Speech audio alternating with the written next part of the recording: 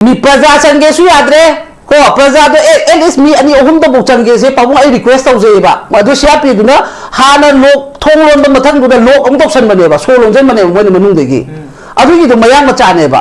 माना सियापी दो nga abane gate ne mana lonjan gre adu phare moi officer do tholaga map so bane du hainare adu ta du ne pau phona bi at least moi kano natra ga su moi office bi lai riba secretary oiro moi deputy kano oiro lai riba myam du de ama khatang tholaga pot sidang kano to hange habda akhoi changba su ya ya roisine ba miyam ta leitri pungani makhai de assembly de miyam ta leitri khom me ba adai di phona bi ro tong na bi ro na imam myam se ngai dana phamme mafam du da phamma kan du da फटना कोई फम कान पुंग मंगा तार कान सिदा सोना कान दा कोई uniform ma'am सिना है पसे मिसरे की मिने मंगा चोंदा कर गदी ना तै चारा रो हरक पने बा फरक तान रे ना प्रोटेस्ट ऑफ द तो रे दो मना मिने मंगा चोंदा कर गदी फरक ताने अदोइदी आई दे हगल कान दुदा इमा खरदी असाव बन मरम ओरगा सो दो से एक छुजाम पुरै लोलो बसुनते बा असेंबली द मफम म सोलो लगा मफम अनि लोन दी को जु खंगे बा तसेना पीन दबदगी मासिन गसाइदे nga helaga pau phongna ngamdre chalo di kai no no na dumai na pawa lairam ne season ai kai no haidana sojab macha ma lo lubai gi damak ne ba khoina lampen police ta thambi do adu di aina haina tawru ha ba suya daba praja na bi unazara wa ha ge suya daba adu tadi after thoktre ba manipur de assembly laibagi house leaders oi ni honorable cm mana cabinet ta हारिबा खुदिमक से नहाना cabinet फमदे है सुनते अखोइना थागिबा मतुंग नि मंगानि मनुंग से मा cabinet अनि रख फमी at least मासु ए सुमाइना अमा हारप यावी प्रजा इमाइबेल मैमना सुगुम म खनन नबगी सेशन से ngasi mako haye mako habidi nateba mo tha manga la ko ge reply ni mathau ta dro mi mana question nga ga ma reply pibam thok pone habani da ai manga ne muk pududi madu hem hemale ba do ngam bane haidana mi bu voice nem da ne habu ju phatte ba ko ado aduna maram oiraga mai to buni aduga si akoina hai pose ai sujata kanage odoge inam parojes kanage pabung kanage habnate ba moju leader oi bata shanti oi ne phamna bai da mata ko chen chelaga amage mo minai sadana ko chen ba du chen dana ba leader oi ne leina bai na thodang do noina khangra bani na hai dana akoina tapi bai wa ne ba सिमदी नोदना सादा पवालरी मदुना use तो पता रकदी ngasi chai ba manipur da wari ba se waroi adu ta nang su leader oi ba khai seng na phamne hai bane ba koina badi akoina moda nang adu to durga du to wa ba nati ba ngamdra na to wa bi hai ba wani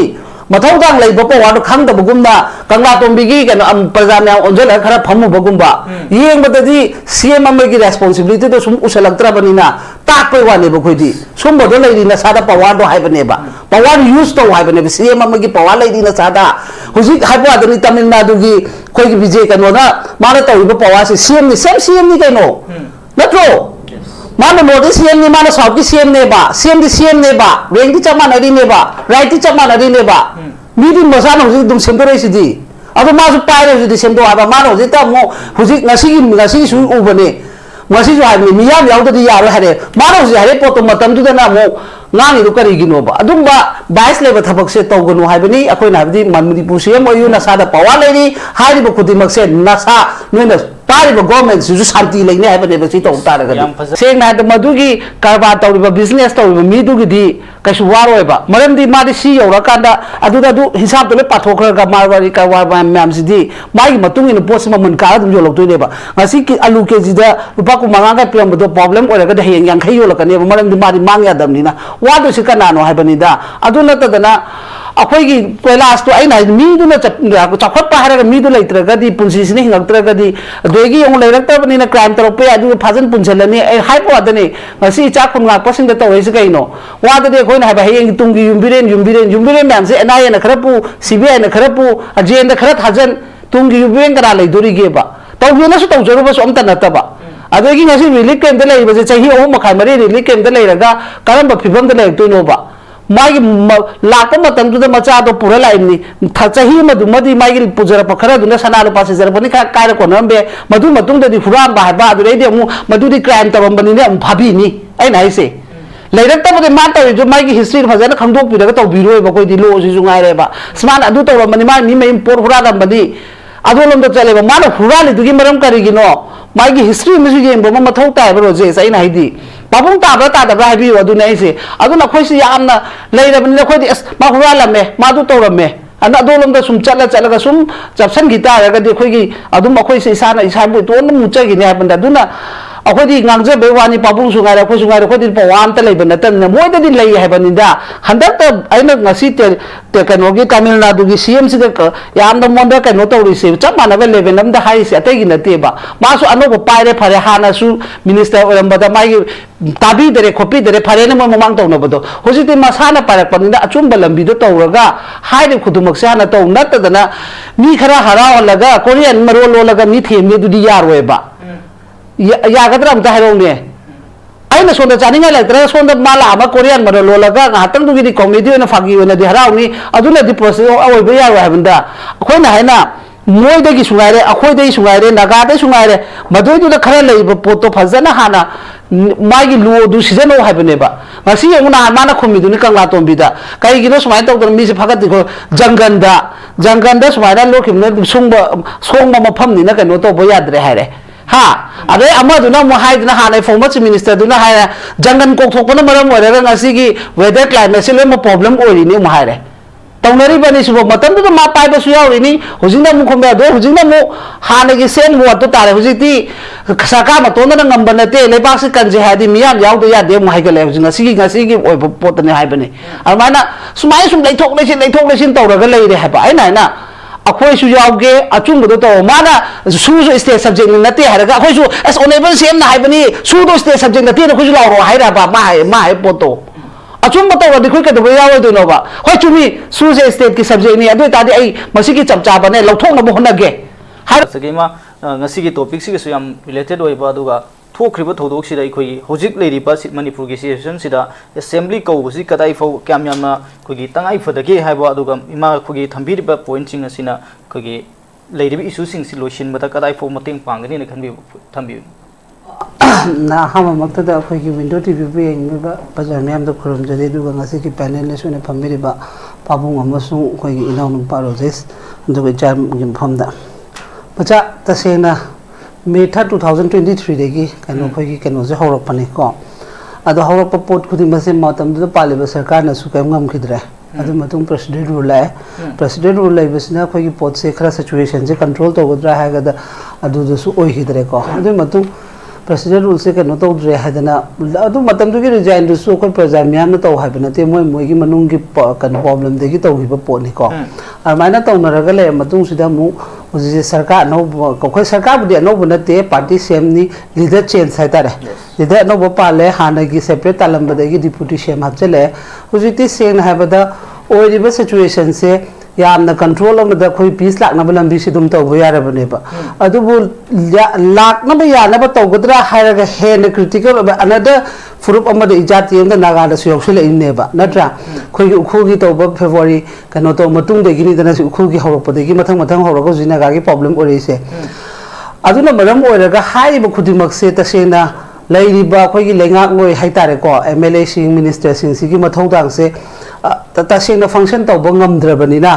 अखोई तोंगा media कई थोलग हाबी अखोई मसामकी party मसामकी government तौप ma'am अदगी opposition सुगारे मसागी मथौदांग तसेंना अखोई सोइरइब तौरइब ma'am सिगी कनोद मागी defence वा ngangबको अदु सुम सोरोक की लमजाउगी अखोई आंगांग नुबी खनबगी फिबम अमा सुम तौरपसिदा सिचुएशन सिदी सोई तौद्रगा साइड अमदगी अखोई हंदक लाइब लीडर सुगारे ऑनरेबल सेम सुगारे वन साइडेड की ओइबगी पोट अमा अखोई मियाम उरपा सुगुम्बा मैम सिदगी मसी तसेंना सरकार हैरगा सुमोगी सरकार की मोगी कैबिनेट सु एक्सपांड तौब ngamde नत्रा मोय मंगा अदुम हुजिपौ तौदना सु लेरी नत्रा ओइरेबा सिचुएशन अदगी ऑनरेबल सीएम मने हैरगा अमाउ ताना चलगा ऑर्गेनाइजेशन अमदा वनो मुबा अदुगी सुगी कइनो खो इनाउ पाना सु हाइगी दुने सु से का स्टेट सब्जेक्ट नते गुम गांगथोक सकतोरक पद पोट नाम से तौबनिना हाउस ऑफ द असेंबली हैबसे तसेंना हैबदा खोदी मियाम की लेरिबा मयाम से की मोय हुमफुसिना बहुत सिलगा लेहनबे वानेबा मियाम की मंडी नेबा सिदी असिगी मफम असे मोय लेरिबा एमएलए मैम सिगिदी मयुम गुमबनेबा अखोय नायदा सोरोक थोलागा दुमायना लाउंदो सोकपुदी नयुमदा नफम दुदा तौरगा वादो गांगनो हाबने हुजिसु हाबदी इंडिया की तौरेबा खुदी मक्ता पार्लियामेंट मॉनसून सेशन फमनरी हुजि मोय फमबसु याबा मतमनी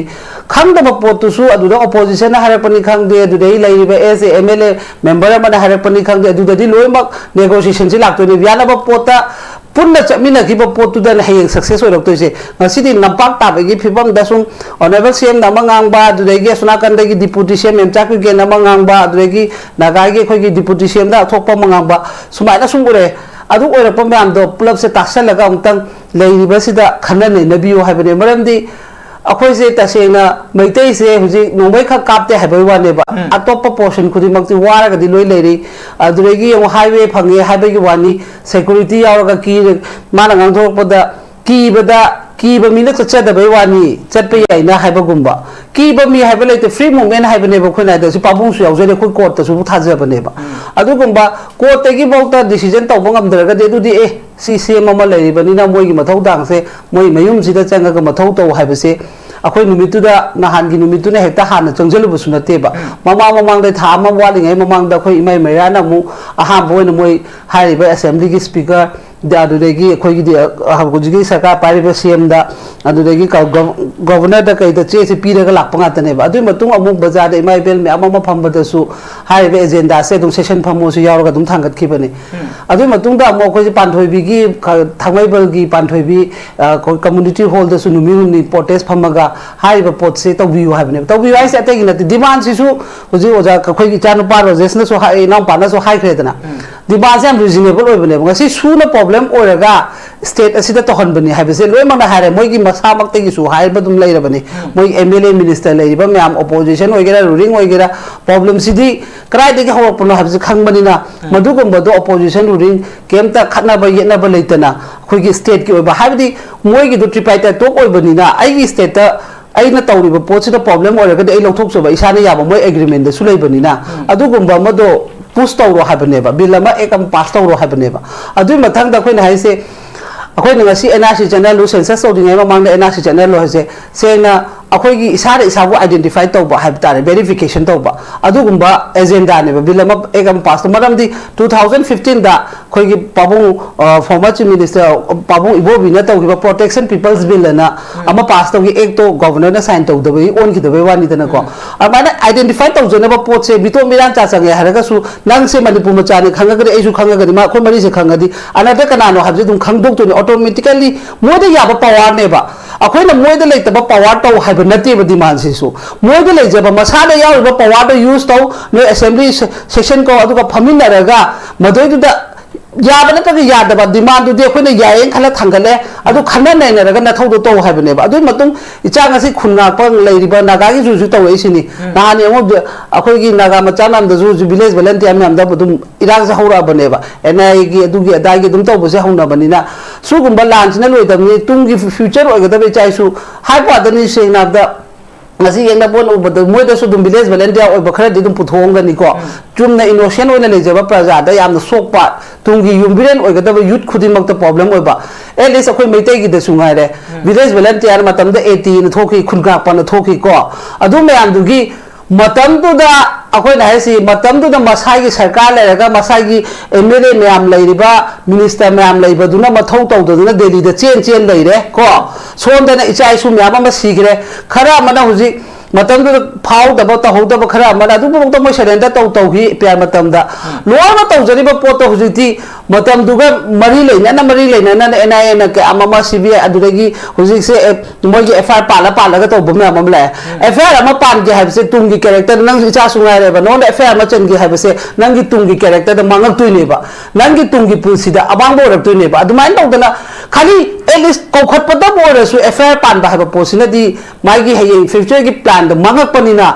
noina na thau to ga da to ho da ba gi smai taw gra banina matam ma da BDF kai na seng gi banina crime ama taw ga angang sing si gi protection se taw biu ha bane ba manipur gi oina ni ko village volunteer chumna innocent praja gi ne bi youth ki ne ba ina ji adu ko mama taw biu adu ga ngasu relic camp da lei ba kholi ba de gi lo se chana de lo se mai se assembly de gi semak to nutro house de gi semak to nutro lo me ka se na traba mafam se lo huji manipur da lo chana de ani manai de taw se aside gi powerful power da paga du semjau haibneba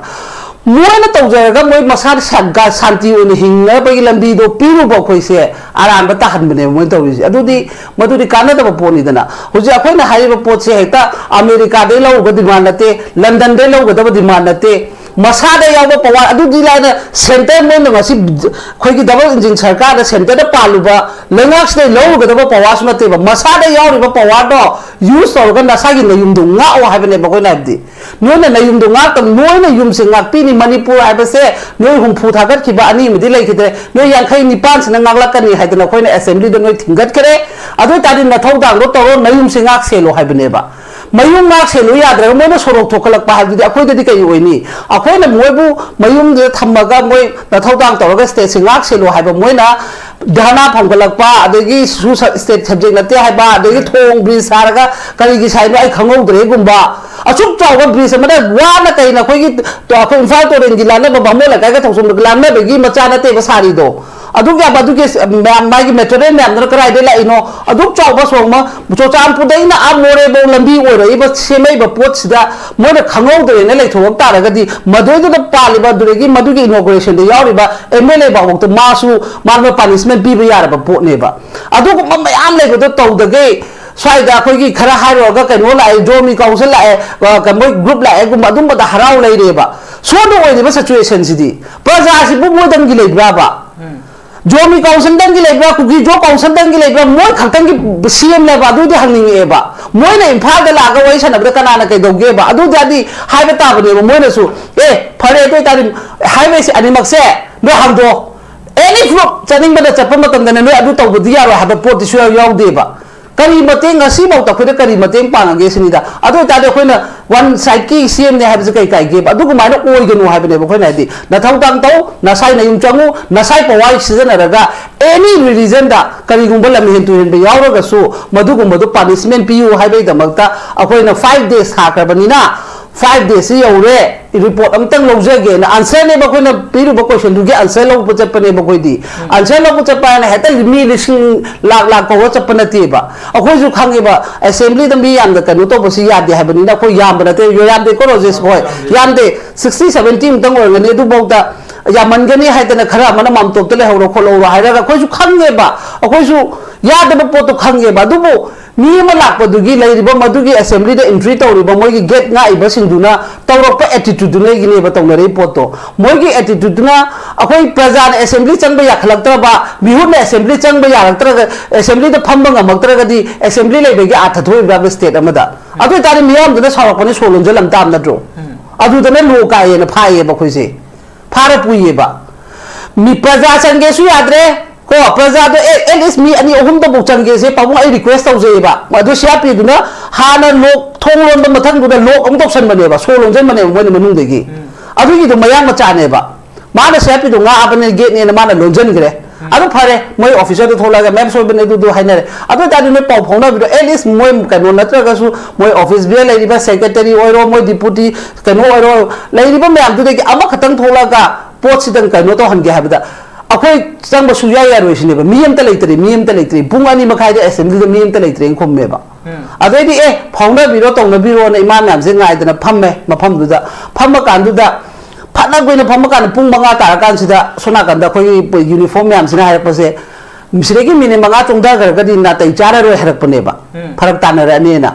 protest of the to re do mana mini manga chung da ga di pharak ta ne adai di ai de hogat la kan du da ima khar di asaw bu na maram oraga so du se ta chu jam pu lo lo bu su na te ba assembly da mafam ma so lo la ga mafam ali lon di le ko ju khang nge ba ta se na pin da ba de gi ma sin nga sai de nga hel ga paw phong na ngam dre cha lo di kai no no na du ma na yu pawa lai ram ne season ai kai no hai da na so jab ma cha ma lo lo be gi da mak ne ba khoi na lampin police ta tham bi do adu di ai na hai na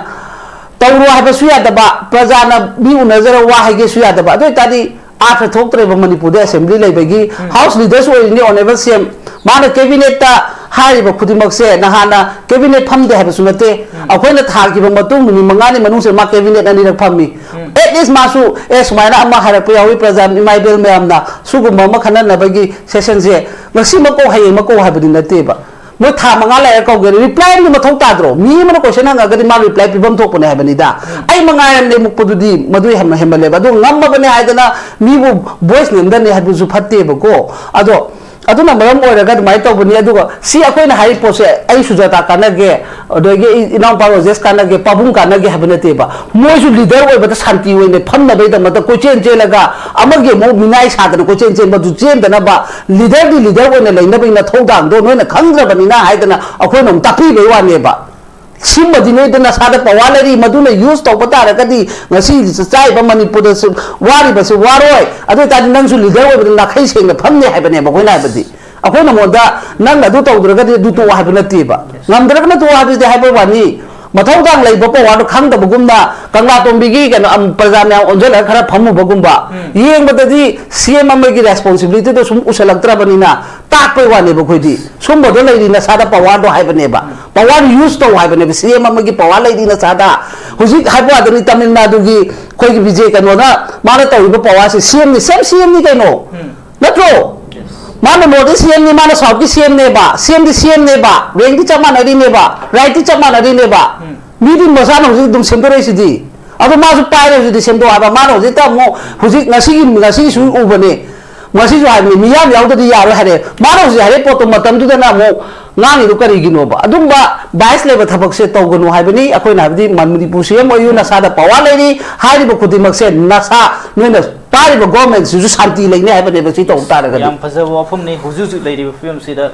lengang ko sina tawpum thokpa thabak sing tawraktabadagi ima singna manipur gi issue mayamda manipur gi ima singna lawkhiba thodang adu gumna huji huji leiriba issue sida su ima sing gi thodang adu lawrakpani masida makoibu warouba makoi tan nungai taba lanai gi natte taw manipur miyam gi nai wafam nu yam phaja wafam nu ne makata ma losilak badai badai huji leiriba film sida ima gi mairana changsilliba khongjang singsi manung chen bada ikoi huji huji government sina ikoi gi development mayam ama ikoi paikhat pa ikoi gi mafum mafum da revol kak tana ikoi lambi chem bagi kai gi mayam honari aduga santi furun bagi matang da su ikoi gi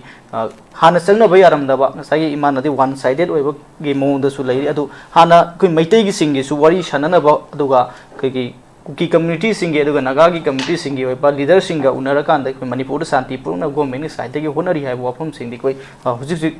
तौरीब थौगों सिंह अदुगा मखोना थोललिब statement Singh दा हाइरि हाइबा तारे हाइरिब वफम सिंह सिदि के कमाय येंबे urban मचा तसेना सानरी होनरी हैबसिदि अदुम हारगा द लाइको पतम अमद सुदुम हाइर लाई मसा मसु सिम दे कन कोई सका सेम यावबद लेरे पंगात मतम दसु चलनना तो होनना मम अदु बय नादि शांति पुरन बोन बसे कोई जुजि से हाइबो दनेबा होजिक से कनो तौरिसे सपोज माना दु होनदे हाइबन तो होनैबा फैबा होनबा खोना दो खेन ओनरे हाइबनि दा मोयदसु कोई दुम हाइर लेदुनेबा मोयदसु मिचम मियाम अदुम लेरी अदुबु मखोयददि मी कक्पा ngamba मी बु फारग हातोपा ngamba मयाम अमदि लेरीबा अदु अदुगुम्बा खोयगी हेंदोकपा मिसिंदो हाना मखोयदा हाना पनिशमेंट दखो मथौ तायबा अदुना लेरीबा पोतुगी मोयगी मथौ दो तौद्रिंगैदी फना होनरगा सु सक्सेस ओइरो हाबनेबा खोयना हाइरिसे खोयना सुना मरम ओरगा इनाम पाना जु हाइदु सुना मरम ओरगा सु सिदा दु मोयदी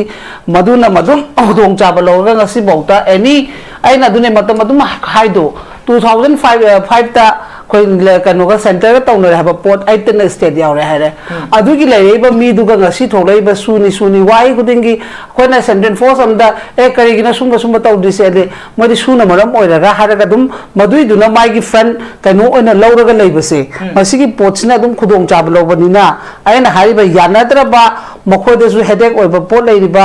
अखोदेसु लेरिबा नागाद लोमतदि सुसिना प्रॉब्लम ओइदिनारी दना एनी फ्रूट तको अदु लेरिबा सिंदुगी पोट हाना लोइसनबा मथौ तायबा नंगी मुंगदो शांति लेनबा होनबदा नंगी मुंगदुदा खोय मी हातपा मा लेरगदि कदुंगदो शांति पुरोयबा मी फतबा मा लेरगदि कदुंगदो शांति पुरोयबको अदुना मरम ओइरगा खोयना हाइनिदि अदुगुंबदो हाना लोइसनबा मथौ ताय मिटोप मिरान चा खंदो ओ हाइदेना इबा प्रजाना आइसे असिगी मिटोप नंगी मुंगदुदा नंगी भरा लेबा मना अदुगुंबा म्याम प्रॉब्लम से क्रिएट तो लेहला नोंदम खरा जे बाबुंग खरा सुम तो लेहलगदि पोतो नेता दबनिना नेबा अदुना मरम ओरगा नेबा खोयना ngasi मिटोप मिरान चा चा ना खंदोक से इमुंग सिगे तोसन गिदोरे इमुंग सिगे तोसन गे हेंग तुंगी फ्यूचर द वारने हैबेगी द मत ngasi एनआरसी चना हलु खोयना इसाने साबु आइडेंटिफाई तोबा कायनागा हाजब स्टेट ना लौजबा याबदा सुलै का हाइसे अदुगी नेबा अदुना अदुगुंबा खोंथांग से हाना चंगबा मतौ तायबा नतदना hoi moi wakal da di paisa na loimak to bu yai khalam be yai adu bu ai gi mot di paisa na loimak si yaroi ba seng na lo ha ba ma mathok ta hale ba ngasi yong suppose ai ke nom haije ge bu ko macha akhoi na ngasi taw lei ba khudin mak sida lo sungai re ba lo se akhoi na dum hare lei ba do lo se khoi sida tampak ta lo se kan na chana bra ha na ngan han gi akhoi na so macha ma loi ba du gi di lo na ya de assembly da na so lon jan ba du ya de ha na pae ba ko adu ga matam amada khoi gi naga gi taruk ki hatai matam da khoi gi naga gi deputy cm na pabu na sung sai pan gi bido ha gi bido yawam ne ba naga gi deputy cm ha ba se deputy cm ha government priminary ne ba madu gi naga gi cm du na ha deputy cm du na ha ba du ga khemcha na ha ba ga memcha gi gen ha ba cha ma ne ba covidan ha ba su oiri ne ba maram di ma to nga na khoi gum ba kem ta pawa lai jada ba micham ma na phong dorok pan ne te ba ma gi government du da priminary ba deputy cm ma na ha ba se moi all punamok to moi punamok ki responsibility ne ba adu gum ba du na ha ba pot tu bok da khoi gi lai ri bo opposition na su madu gi pot to kem ta against to bongam de ba ha ri ba mis di smai ta ha ri madu to bom thok pani ha ba lo gi thong do ro adu gi masai gi kano do opposition na si di dum bo de yena ba du opposition ai ri ni aran ba du pinpoint pu thoga prajaram gyan ta han ba do adu ga si di tu min na chup law na lai ba moi su amai ta da khoi gi fa thai ne gi khoi gi ha ne gi on former chief minister gi video moi gi voice click ama balance or ka miam da kan or viral or da na ta un ba poto adu poto su ngang ba midu ta na te ba adu bu pabung ne na khangani pabung lai ni sin na ko madu bu magi de du da seng ai ma changa na ma changa ka di madu record to ba ya pote ba madu gi record to ri ba nu pa du su mari lu na ya bra ba record to ri ba du su lo na ya de ba mi ma na pabung na wa ngang ba sai na tu mi na bu magi record to sen ba ya de ba masa da aya ba lo dra ga di ado khojiti khai ba waden former chief minister gi magi click to gi violent or mi am da khangan ba du ke ta gi case oi to ba madu gi record to ba mi मासे कनानो करीनो हाबसिगी थिदोपसे उद्रीब खोइना ngasi एतोंबना बोरमो चावबना बोरमो अदुदि पुथोक्ते ब खोइगी लो खुतोगी दुरगी तवेब फुदिमक से खोइदा यामदा कनोमो इयोय ओइरिबा अखोइ आइन हाइसनि मी सो मचादुमा लोगोइ दि पुंग बारोबो थम्मी अदुगा ngasi हाइरिब खुदिमक सिदि तौदेबा ngani ba madusu yadre aduga record to ba babung su babung yade ko babung na ngam wa se babung da hai ba lo da na ina record to sen be ya ba na te ba adu di masu crime to da ba masu lo na ya ga da ba mira ba aduga phagar ko ko padem ta to de ba hai go ne go former minister gi do harami ba nu pa se su sina ni to ba sina ni chaw ba sina de ari babu puthok te ba magi record magi voice to da chumi na tra ga la le hai ba se gi adu gi da na dro ko na ngasi moi to na ga lai na ri se अखोई ना मागी record तौब मीदुसु मागी responsibility दि चाव मोदसु loan punishment पिबम थो एबा मी मागी केनो अखोई ना हाइना द्रो फोटो तो मसा खंगदन नंबर यादे का हाइना द्रो मीगी वीडियो लोबस मसा खंगदन नंबर यादे ना अंदा दुम यान यान द्रि दुने अदमाय तौदना ngangi badugi voice to michum de habai dinga si dom naina raga layeba nami ba mi do kanano habai de khoi ngasi mai record to seliba kanano du khangde ba ado khoi de adugi pot su dum thara kane amagi magi wana te sidi chana raga di lo se lo ma to chana ga dam ne habai wani da lo na ya khara nuksi da mi da na lo heta so toksen ba khara ai yani ma mi da phana hal bi halu la su maga ka so du me thamba su gum ba to pa mam sin maram oi raga habai ne ba aduna khoi gi Honorable CM su khoi na mana ribbon kakpa chatpa adu degi adu aina hansu hai dudi paisa moi gi budget pitha ba inauguration phai ba chakhat thorang to ba phatte amata hai de ba chakhat thorang to ba da ne kana amata na phatte hai roi ba adu su mafam matam matang le ba ai mung na pura kang khoi chang chai le raga aina ngasi tv ma lai pusalak pa matam da maduna yenga ga de hayeng myam sigi loi ma khangdoi ni he pau I loi khangdoi ni pusalak pa matam da tv du thugai gi ni ba maram di imung du na kang khong chai ra lai raga di aina hana imung du gi hana kang khong chai ba se masi hana lotion ji hai bane ba chakhot pa abuji ha ba adani education da so angang nam problem fail ni hai ba wadani ba sumba me ama lai ri ba oi ri ba condition ji karai de no ngasi yengo moi masa mang na so hai bani jiri land da pusalak pa pot pa ta 16 days sang pa gi phibam lai chale hai ra bane ba adu ta di adu lai chalak pa se seng na da madugi karba tawriba business tawriba mi du gi di kasu waroi ba maram di ma di si yora kanda adu da du hisab to le pathokra ga marwari karwa ba mam si di mai matung in post ma mun ka dum yo lok to ne ba ngasi ki alu ke ji da rupa ku manga ga pem do problem ora ga da heng yang khai yo lok ne maram di ma di mang ya dam ni na wa do si kana no hai bani da adu la ta da na अखोई कोयलास तो अना मीदुना चौखट है मीदु लेत्रगदी पुंसीसिने हिंगक्त्रगदी अदगी young लेरक्तबनिना crime तौरपे अदु फाजन पुंसलनी hypo अदने ngasi चा खुनगापसिंग तौरसे कईनो वादे अखोइना हाइबा हयेंग Tungi युम्बिरेन मैमसे NIA ना खरपु CBI ना खरपु अजेन खर थाजन तुंगी युम्बिरेन करा लेदोरिगेबा तौबेनसु तौजरुबसु अमता नतबा अदगी ngasi रिलीफ कैंप लेबसे चाही 3 मखाय 4 रिलीफ कैंप लेरगा करंब फिबम लेरतोइनोबा मागी लाप मचा तो पूरा लाइनी चाही मधुमदी मागी पुजरप खरदुना सना लुपा सिजरपनी खा काय कोनरबे मधु मतुंगददी हुराम बाहबा अदुरैदि अमु मधुदी क्राइम तबंबनिने अमु फाबिनी ऐना हाइसे लेरक्तबदे मा तौरिजु मागी हिस्ट्री फजन खंदोकपिरगा तौबिरोयबा कोइदि लोजिजु गाइरेबा स्मान अदु तौरबनि मा मी मेम पोर हुरादंबदि अदोलमदा चलेबा माना हुरालिदुगी मरम करिगिनो मागी हिस्ट्री मिसु येंबो मथौ तायबा रोजेस ऐना हाइदि पाबुंग ताब्रा तादब्रा हाइबियो अदुना ऐसे अदुना खोइसि यामना लेरबनि खोइदि अस मा हुरालमे मादु तौरमे अना अदोलमदा सुम चलगा सुम चपसन गितारगदि खोइगी अदुम खोइसि इसाना इसाबु तोन मुचगिने हाबंदा अदुना अखोदी गांगजबे वानी पाबुंग सुगारे अखोइ सुगारे खोइदि पवामता लेबा नतन मोइददि लई हाबनिदा हंदक अइना ngasi ते कनोगी तमिलनाडुगी सीएम सिदा यामदा मोंदा कनो तौरिसे चप मानबा लेवल अमदा हाइसे अतैगी नतेबा मासु अनोबो पाइरे फरे हानासु मिनिस्टर ओरंबदा मागी ताबी दरे खोपी दरे फरे न ममांग तौनबदो होजिति मसाना पारकपनिदा अचुंबा लंबिदो तौरगा हाइरे खुदुमक साना तौ नतदना मी खरा हरावलगा कोरियन मरो लोलगा मी थेमे दुदि यारोयबा यागद्रा अमता हाइरोने अना सोंद चानिंगा लेत्र सोंद माला अमा कोरियन मरो लोलगा nghatang दुगिदि कॉमेडी ओना फागी ओना दि हरावनी अदुना दि प्रोसेस अवइबा यारो हाबंदा अखोइना हाइना मोइदगी सुगाइरे अखोइदगी सुगाइरे नागादे सुगाइरे मदुइदुदा खरा लेइबा पोतो फजना हाना मागी लुओदु सिजनो हाबनेबा ngasi यमुना माना खुमिदुनि कंगला तोंबिदा काइगिनो सुमाइ तौदन मिसे फगतिखो जंगंदा सुमाइना लोखिमने सोंबा मफमनिना कनो तौबा याद्रे हाइरे हाँ अरे अमदुना मो हाइदना हाने फॉर्मर चीफ मिनिस्टर दुना हाइना जंगन कोकथोकपना मरम ओइरगा ngasi वेदर क्लाइमेट से लोइ प्रॉब्लम ओइरिनि मो हाइरे तौनरिबनि सुबो मतमदुदा मा पाइबसु याउरिनि हुजिंदा मु खोमे दो हुजिंदा मु हानेगी सेम वोट तो तारे हुजिति सरकार मतोंदना ngamba nate लेबाक से कंजे हादि मियाम याउदो यादे मु हाइगले हुजिंगा ngasi ओइबो पोतने हाइबनि अरमाना सुमाइ सुम लेथोक लेसिन तौरगा लेइरे हाइबा आइना अखोइसु याउगे अचुंबदो तो माना सुजो स्टेट सब्जेक्ट नते हारगा अखोइसु एस ओनेबल सेम ना हाइबनि सुदो स्टेट सब्जेक्ट नते अखोइसु लारो हाइराबा मा हाइ पोतो अचुंब तो दिखोइ कदबो यावदोनोबा होय चुमी सुजे स्टेट की सब्जेक्ट नि अदु तादि आई मसिकी चपचाबने लौथोंनबो होनगे हाइरादि ता बाबो अखोइसु बोस तो थांगलकने डिस्कशन खनरकनेबा मधु तौदेबा दबा पोनी मियाम पनम मधु तौ जाइनेबा ngasi miyam da energy channel lo habisi moi asida tongnaga khanaraga chapchaba ma tobiragadi praja sum wahala leige habegi moi concept ama leiba langa sum hen gen adu hairoga na iran tobita ba khoisina khitang hairoga na iran kan bi iran tobi akhoi gi ka hani iran da sagat padong towe ba sagat an badi moi ne ba nahan gi do su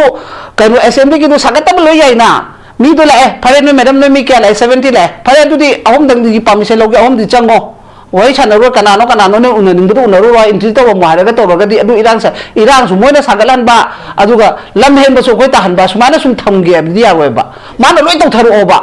ए सुसे लौथोक तबे यादे सुसिना मरम मने होय कांग्रेस ना तौगेरा मन तौगेरा हुजिते आई पाइरे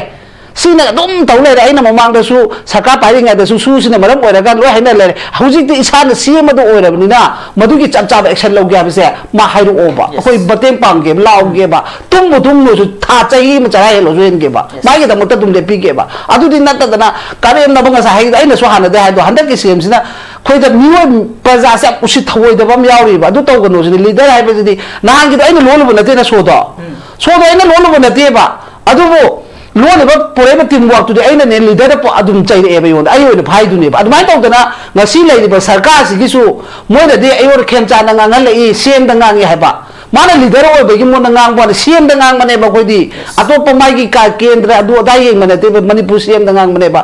माइगी मखा दा लेरिबा मयामदुना problem थोक तारि कना थिरकनी लीडर तो थिरकता नत्रो अदु दारि मणिपुर सेम दु दा ngangbा वादने बा कोइनि ngasi ngangiजे होरेजु सावतो येमनि हायर तोरिमनि अदो सावजो बगसु काइदे बा कोइदि मणिपुर सेमनि नहाना सोरबा पोतो आइना तौरुबा नते वीडियो दु उरुबा नते लोय मखंगिमनि अदुबु लीड तौरा लाए मदुना लीडर ने अदुम फाबदा कोइ केम हाइदिसने मरमदि आइगी टीम वर्क तो ओरम नाइना लीडर अदु ओरबनिना मदुगी रेस्पोंसिबिलिटी लौब ngambagi मोनदसु पांगल लेगदमनेबा नतदना माना अदु तौबा माना अदा तौबा ना कसुना तब हेरासमेंट सुम पीबदु पीगन वाइबा लीडर की क्वालिटी चेलू लीडर ओइनिंगगदी नसाना अचुम थबक तौ खै दोय तौगे नतदना कोचेन चेलगा खा वांग चेलगा मीना याररो हैब पोत ए यानिंग दिस न का ए ngasi प्रजा से मुआइत्रे मोय थमोय सुमाइना पेन दबला ए दोय तादि नोना तौदमक यादे हारगदी ए वीडियो कॉन्फ्रेंस तो तौरागे हाइबेना कई कई सुनता बदा वांजिंग की तौगिबा कनो दो इनोग्रेशन दुसु